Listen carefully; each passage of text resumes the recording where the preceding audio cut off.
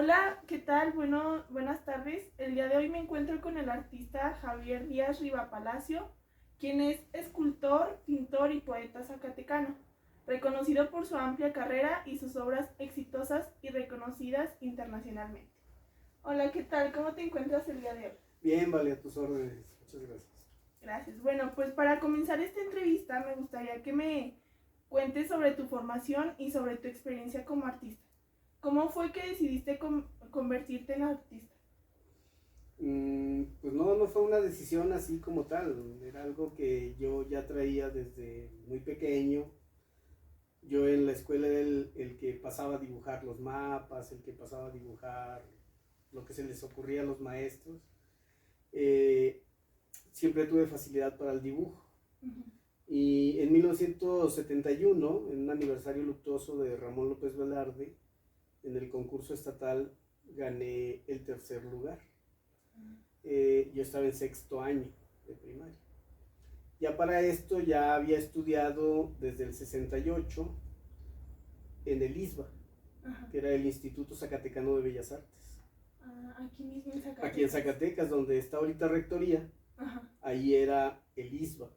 Una parte era un jardín de niños, otra parte era el ISBA. Y ahí hice 3 años de dibujo, Okay. pero siempre dibujando, generalmente puro dibujo. Luego estuve 2 veces en la Academia de San Carlos, pero nada más en educación continua, que eran como talleres, lo que en la Ciudad de México se conocía como talleres al aire libre, pero eran en la academia. Y no pude ingresar como alumno pues regular. Y después se vino la modificación, la absorción de San Carlos por la UNAM, se convirtió en la Escuela Nacional de Artes Plásticas. Entonces ya pedían el bachillerato y pues no, en aquel tiempo no se pudo. Okay. Pero siempre dibujando. Ajá.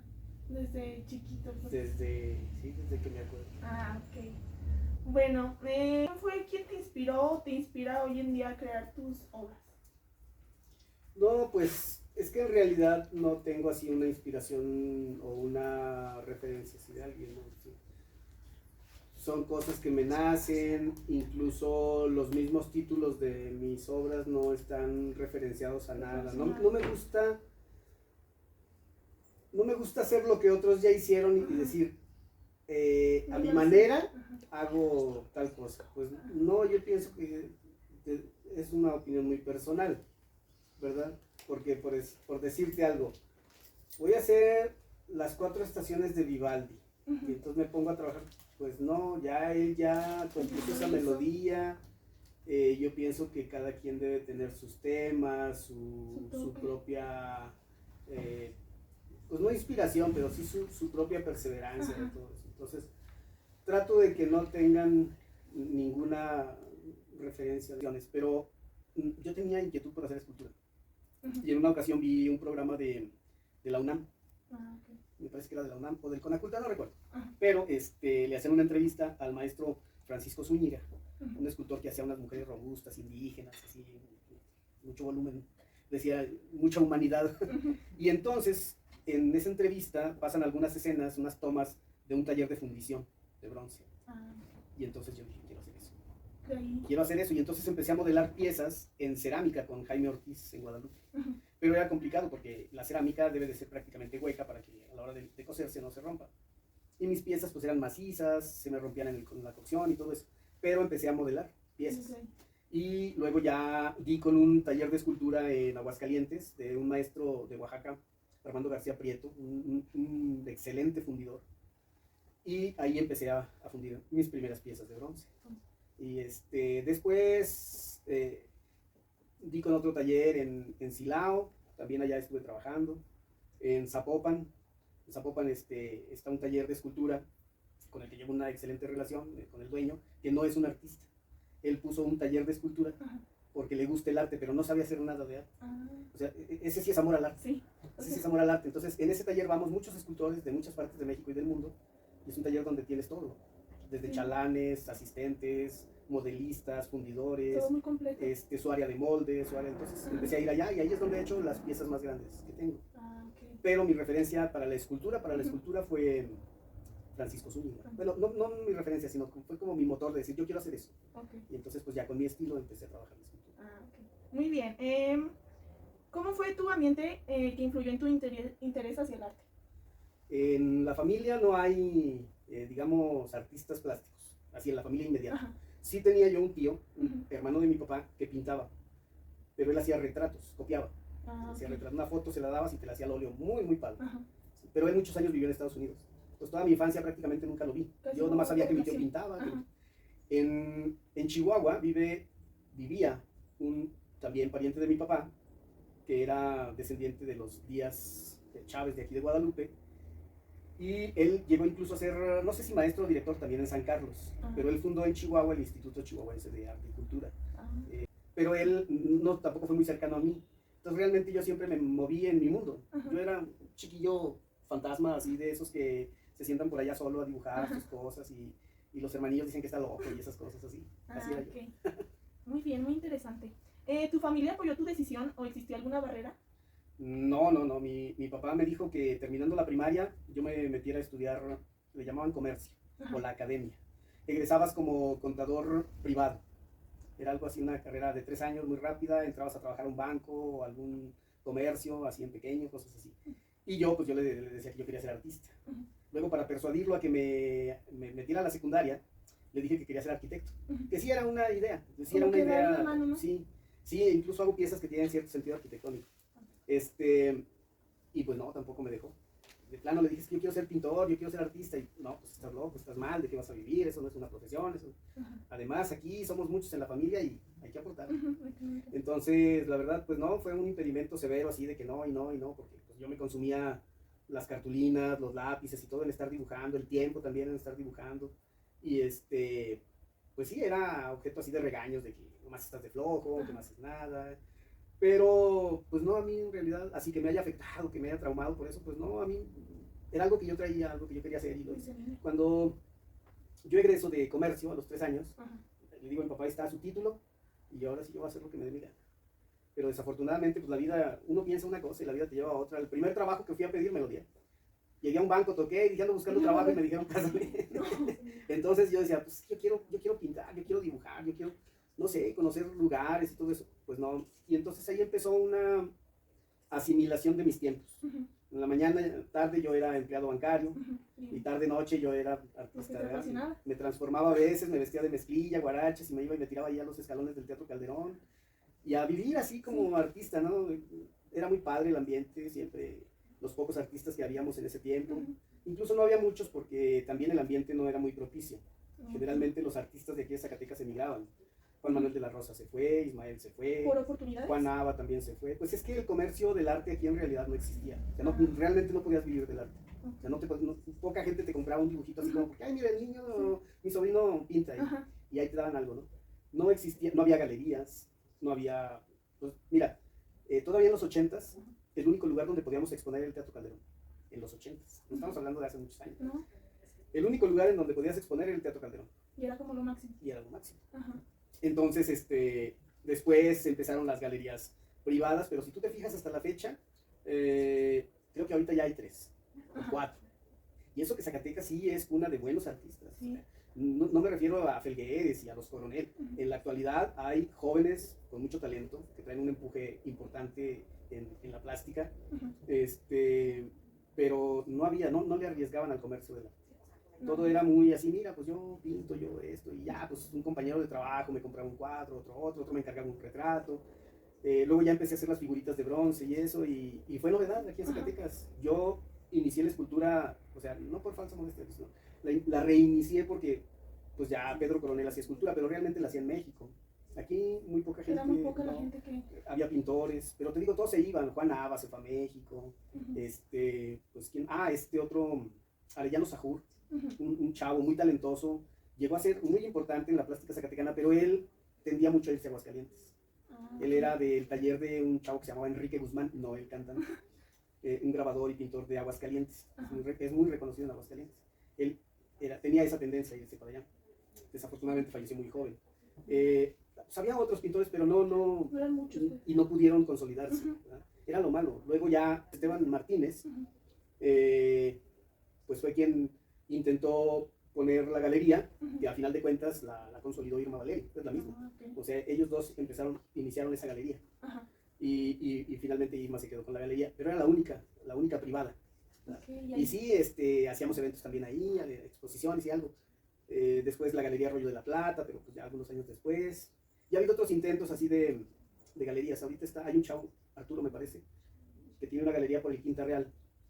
También tiene obra muy importante a nivel nacional y también de autores de aquí.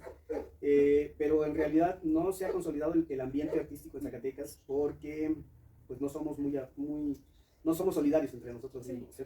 Cuando realmente se desdobla el mundo del arte aquí a partir del Festival Cultural con Genaro Borrego, viene pues ya una apertura a las artes de Zacatecas, no solamente la plástica, el teatro, la música, la danza. Surgieron voces nuevas en esos ámbitos, la literatura, también la poesía.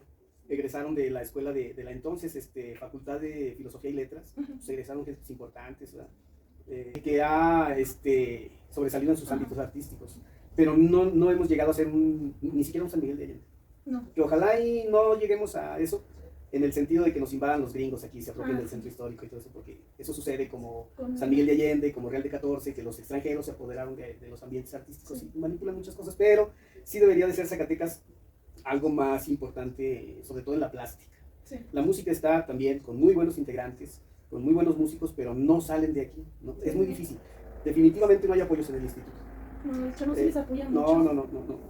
Espero que eso cambie, pero bueno, no quiero mencionar así exactamente, pero ha habido directores que han hecho negocio ahí en el instituto. ¿Sí? Por ejemplo, yo les decía, yo esta escultura te la hago en X, miles de pesos, ¿no?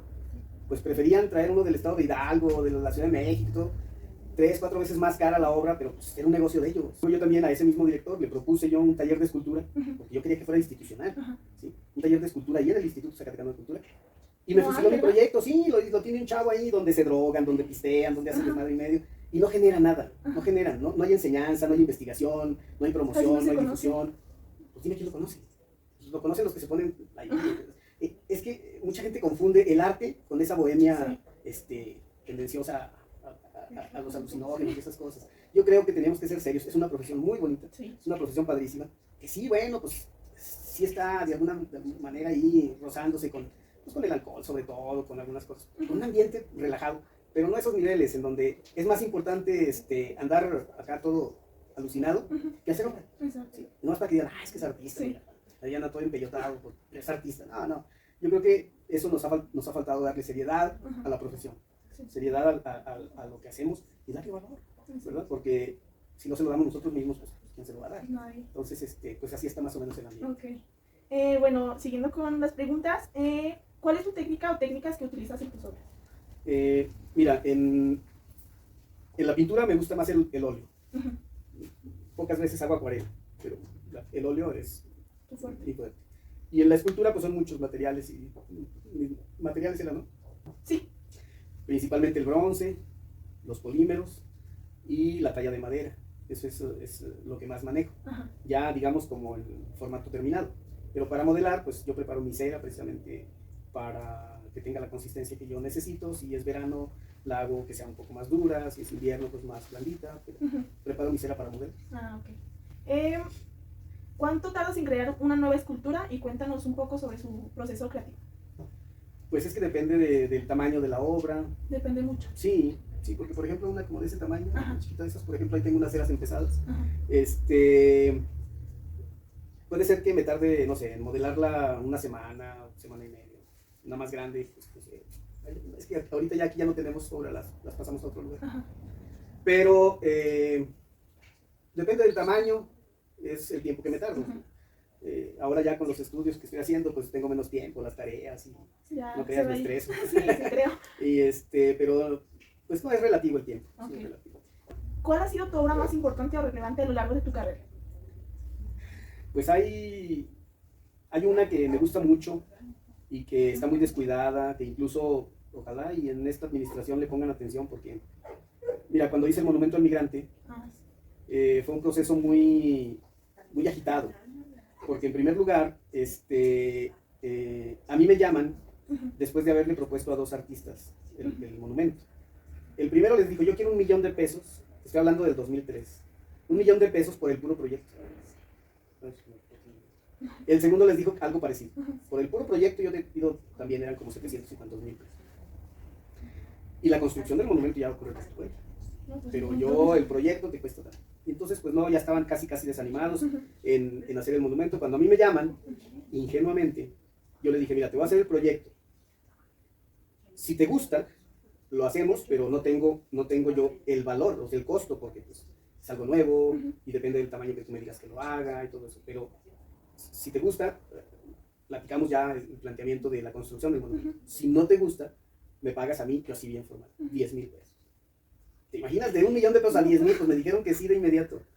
Y entonces yo diseñé esta pieza. Ya estoy dando la espalda. Mira, esta pieza. Esta es la original del monumento al migrante. Esta obra iba a ser así tal cual, claro, un poco más alta, pero así va a ser el monumento al migrante. Y tiene su simbología. Cuando a mí me dicen, no, pero es que está muy frágil, ¿te imaginas que lo hagamos de, no sé, al menos de 20 metros en este punto? Pues queda muy frágil. No, digo, pues lo podemos hacer más ancho con un tubo era creo que como de 60 pulgadas, de acero, bueno, de calibre grueso y todo eso para que aguante, ¿no? Hay panorámicos que son muy grandes, ¿no? Es un tubo tote y no pasa nada. Entonces yo decía, lo podemos montar sobre de un tubo de esos, bien anclado y no pasa nada. Y si no lo puedes modificar, digo, no, mira, este punto, este vástago, simboliza el lugar donde naciste. Ahí es donde naciste, es inamovible. Ahí naciste. Te puedes ir a China, a Estados Unidos, a Alemania, a Monterrey, a Guanajuato, a donde quieras, pero siempre serás de ahí. Eso significa este vástago, este único soporte. Luego, estos dos elementos representan los éxodos, las migraciones, todo eso que hace que la humanidad haya tenido la fortuna de poblar el mundo. La migración no es de ahora, es de toda la vida. ¿Sí? Si no, ahorita estuviéramos casados con nuestras hermanas en África. Entonces, el humano siempre ha tendido a desplazarse, siempre ha tenido esa inquietud de qué hay detrás del cerro, qué hay detrás de la montaña, qué hay detrás del mar, más allá, ¿no? Y entonces se desplaza. Esa es la primera condición de los desplazamientos humanos, la inquietud, ¿qué hay más allá? Luego vienen pues las cuestiones políticas, ¿no? Pues que aquí hay fronteras y entonces la gente dice, pues me quedo de este lado, me voy para el otro lado. Se empezaron a generar fronteras políticas. Luego vinieron los conflictos religiosos, ¿no? Y la persecución, la Inquisición y todo eso, la gente se iba, ¿no? Entonces hace que la gente se desplace. Entonces esto representa, ¿no? Todo, cómo la gente tiende a migrar. Pero esto representa la esfera del conocimiento, porque las migraciones han generado también conocimiento, en el sentido de que las culturas se intercambian, ¿sí? Así iba a quedar el monumento. Hasta que me dice el gobernador entonces, Ricardo Monreal, me dice, quiero que le pongas algo alusivo a la equidad de género, porque voy a meter una iniciativa sobre la igualdad y la equidad de género. Y entonces por eso decidimos ponerle un hombre y una mujer. Y sus brazos se tornan en unas como pendones, como telas, que representan las banderas de los países de donde son y a donde se fueron. ¿Sí? La patria de nacimiento y la patria adoptiva. Eso representan esos pendones, esas telas que hace que se unan los brazos, son las banderas de los países. Ese es uno de mis trabajos más importantes. Está muy descuidado, debo de reconocer que está descuidado, pero ha sido por cuestiones políticas. Ya me extendí mucho. No, está bien, para conocer. Y ya por último, ¿qué le dirías a las y a los futuros artistas que quieren vivir el arte? Pues yo creo que no soy nadie para dar un consejo. El verdadero artista, te decía, es como el que quiere ser médico. El que quiere ser médico va a ser médico. Mira, Zacatecas tiene que despuntar en el ambiente artístico. Y no me refiero a que se hagan mejores festivales o que haya más espacios culturales, que también es importante que haya más espacios culturales. Pero lo más importante es que haya formación, promoción y difusión de los artistas. ¿Sí? Dirás, pues promoción y difusión es como lo mismo. No. Promoverlos es que lo haya en donde exhibir. Y difundirlos es que salgan, que los apoyen a que vayan a otras ciudades, a otros países, que tomen cursos en otros ámbitos de las artes. Yo tuve la fortuna de estar en París, en un curso muy importante de donde se desprende toda mi obra geométrica, simbólica, todo eso, porque de ahí aprendí muchísimas cosas. No nada más lo figurativo, que eran las expresiones del cuerpo, que es inagotable, el cuerpo tiene un sinfín de interpretaciones y es muy plástico, la figura humana es totalmente plástica. Vestida, desnuda, como quieras, es una maravilla la figura humana, pero también esa otra connotación geométrica de las artes, simbólica sobre todo, es muy importante. y yo estudié en París simbología universal aplicada a la iconografía contemporánea. Entonces, a mí me ayudó muchísimo. Luego estuve en Urbino, Italia, con el maestro Giancarlo Lepore y con otros maestros muy importantes de allá de Italia, Pasquale Martini, Luca, varios, aprendí muchísimo de ellos. Pero es lo que nos hace falta, mundo. Que la gente, los artistas salgan, que conozcan otras partes, que se empapen de lo que es una, sin dejar de lado las raíces y lo que traigan, pero sí que pues no sé, como que se desempolven o dejar de lado prejuicios. En la medida en que el artista también salga, conozca mundo, sepa de otras técnicas, de otros pensamientos, o sea, todo le aporta su conocimiento y a su técnica, y yo creo que mejoraría mucho el ambiente artístico aquí en Zacatecas, creceríamos mucho. Los jóvenes que están, digamos, coqueteándole al arte, que no tengan miedo, si es lo que les gusta. Además, ahora ya el pensar de los papás es muy diferente. Que antes, sí. Sí, antes tú decías, yo quiero ser pintor, y te decían, pues estás loco. Y ahora hay niños, niñas que no les sale ni nada y a fuerza los quieren hacer artistas, los papás. Entonces han cambiado mucho las ópticas de todo esto. Y entonces, pues aprovechar, si quieres que tu hijo sea un verdadero artista, dale las herramientas, la libertad, la oportunidad de que salga, de que conozca, de que madure lo que quiere ser. Si quiere ser artista, pues va a ser artista. ¿Cómo ves? Bueno, pues muchas gracias, fue un gusto tener esta entrevista tan valiosa y vamos a conocer un poco más de ti y gracias. Al contrario, muy amable, gracias. Y luego me sueltan el micrófono y olvídate, Está bien. me voy por la libre. Sí, muchas gracias.